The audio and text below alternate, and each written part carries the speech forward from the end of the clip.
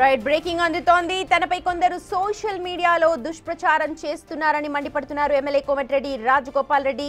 తాను కొత్త party పెడుతున్నట్టు, party మారుతున్నట్టు కావాలనే ప్రచారం చేస్తున్నారని ఆరోపిస్తున్నారు. తాను కాంగ్రెస్ పార్టీ కుటుంబంలోని వ్యక్తినని మరోసారి చెప్తున్నారు రాజగోపాల్ రెడ్డి.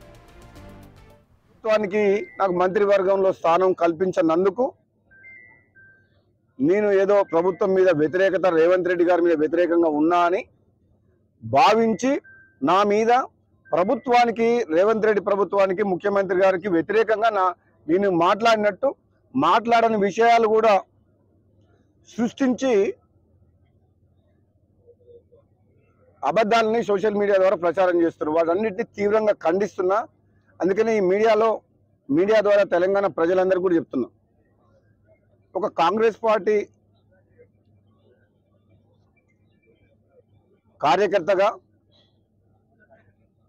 పార్లమెంట్ సభ్యునిగా, ఎమ్మెల్సీగా, రెండు సార్లు ఎమ్మెల్యేగా కాంగ్రెస్ పార్టీ అభ్యర్థిగా గెలిచిన నాకు కాంగ్రెస్ పార్టీ అన్నా, సోనియా గాంధీ గారన్నా, రాహుల్ గాంధీ గారు అన్నా చాలా అభిమానం.